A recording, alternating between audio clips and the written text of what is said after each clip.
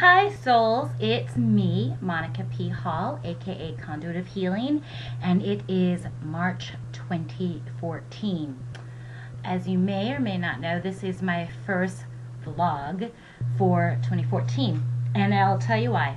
I have a good reason, not excuse, but reason. It's because it's been so exhausting. Everything from the weather, and I know if you read my blogs, you knew late, November that I wrote that blog, that the weather was going to be very, very interesting from the end of last year into this year. So I did warn you, but even I myself have been surprised with the amount of snow that we've had and just weird weather in general. But hey, what are you going to do? You just can adapt, allow, accept, and, buy extra clothing for all the layers you had to wear this winter. But spring will be along soon, she's told me. But she just may be wearing a new outfit. As in, I wouldn't expect spring this year to look like all the springs before it. And I think that's kind of what's upset people so much. Everything has changed. Including the weather. They were all just a little bit irritated because we're being forced into change, and we're changing in the things that we usually take for granted, like the weather. So there's been that. So I've just been exhausted. Also, I've been spending a lot of time alone, and I want to talk about that because I don't think people have been sufficiently warned, educated, or informed that being able to spend time alone with yourself and enjoying it is a huge part of spiritual growth and practice. It is part of the journey. Embrace it. And if you can't embrace it with enthusiasm, embrace it because it's absolutely necessary. One of the new titles I'm taking on, because it is true, is Master. And so you're probably wondering what I got a master's in, and I will tell you. I got a master's in Monica P. Hall. That's right, myself. Now, that may sound funny, but honestly, if you think about it, that's really why you're here. Ultimately, you're here to master your own selves. So think about it. If you think about everything that it means to be a spiritual being, having a human experience, there's so much to deal with. There's your emotions, there's your brain, there's your knee-jerk reaction to things, there's accountability, all these things that you have to deal with whilst being human. And when you're developing yourself spiritually while you're in the process of having a human experience, it can be a little bit challenging. It can be wonderful, it can be horrible, it could be the best thing ever, and sometimes it just downright sucks.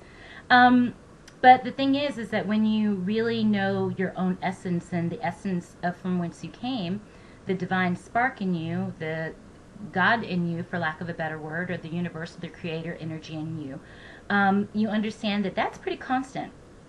It kind of is just always there, just like the universe is always there, and it really kind of doesn't have an opinion about what human is doing. As a matter of fact, it probably thinks it's great because, hello, that's why it came. That's why you came, so you could have this experience. And by the way, I do mean all of it. The good, the bad, the ugly, the wonderful, the why, oh God, did I even bother doing that? And all your interactions with others. Because, it's all a choice. You're either saying yes to something or you're saying no to something, whether you're conscious of it or not.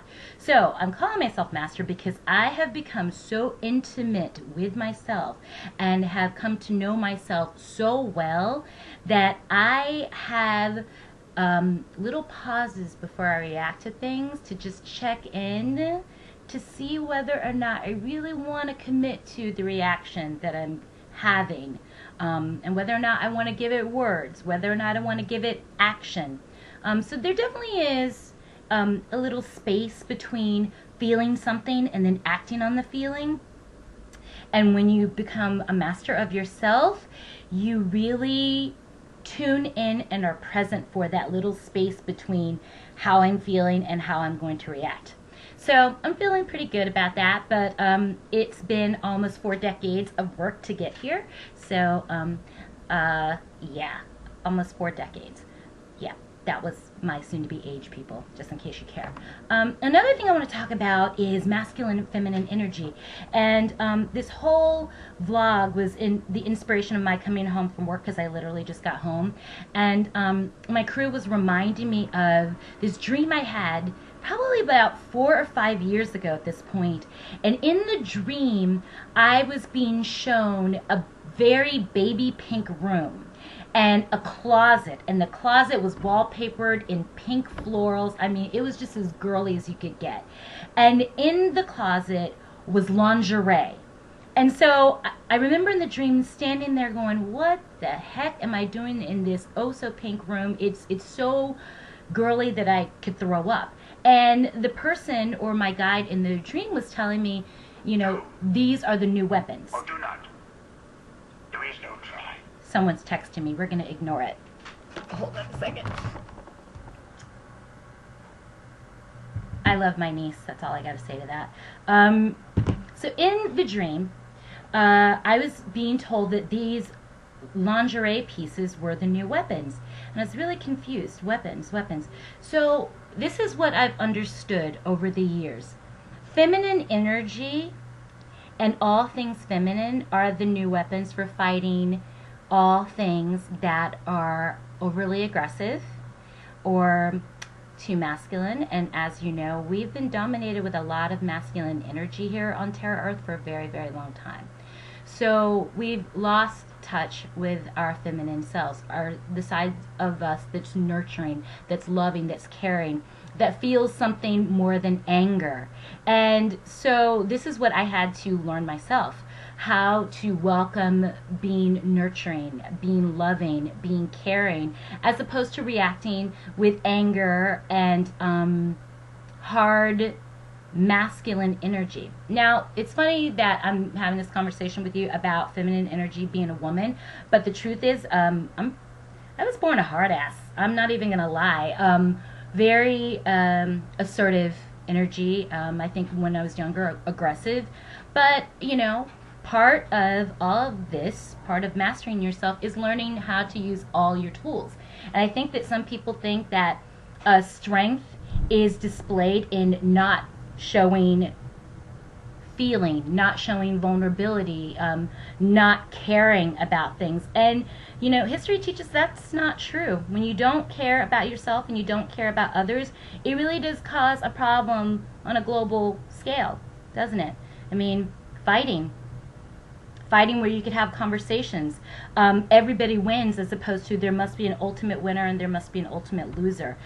So if you're planning on mastering yourself in this lifetime, you really do have to marry your inner female and male if you're going to be whole. Because we all have, our DNA says, we all have both masculine and feminine traits in each of us, regardless of whether or not your body says you're male, female, or regardless of whether or not your brain says you're male or female. Because, I mean, that's a whole nother conversation, whether or not your inner and outer self match one another. But the truth is, both are needed no matter who you are or what situation you're in. And I think that's a lot of the problems that we're kind of having with each other. Not everybody knows how to use all of their tools. And so sometimes when we interact with one another, we don't know how to react in a way that fosters compassion, compromise, or a situation where everybody walks away feeling good about what happened, feeling good about themselves, feeling good about the other person. So that's what's been going on here with me. Also, as I said, spending a lot of time alone with myself. I have been working on a book. Yes, I am writing a book, and the book is going to be about basically my life as a psychic from my first memory until right now. So that's been going rather well for the most part, but it's definitely interesting to write the brutal truth about yourself. And so it has its moments of being very, very emotional. But I'm very excited to write it, and I do these things so that anybody who is behind me, who's seeking, who's wondering, will know that, you know, if your situation or experience looks even slightly like mine, you're not alone and you're not crazy. So congratulations on that. So what's up next? What's up next? This year is, I think, a great time. I mean, if you look at it from purely and strictly from a spiritual standpoint, it's a really great time. I feel, and I'm so happy to say this, I feel that people are more open and receptive on a spiritual level than they have ever been. I mean, just my friends alone. Somehow my being psychic is no longer weird. It's actually becoming normal. And that's good, because the cool thing is when you have that shift in perspective, everybody else, they start developing their own intuition, whether they're cognizant of it or not. And they start trusting themselves and they start trusting their own intuition, which is empowering. So that's what's been going on here. I don't know when the next video blog is going to be, but I just want to let you know how I was doing. And also, if you're going through what I'm going through right now, again, you're not alone.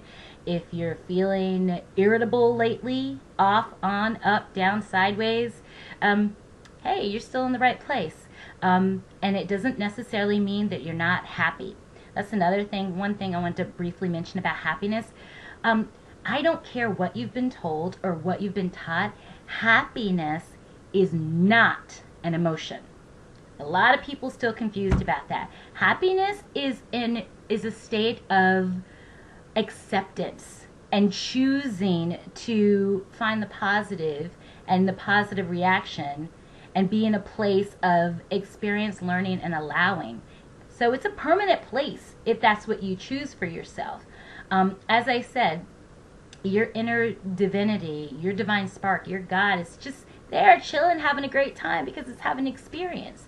Now, when you feel like you're going to lose it and you want to scream, you're angry, all these emotions, that's your human self. And hey, it's a good thing. To feel is a great thing.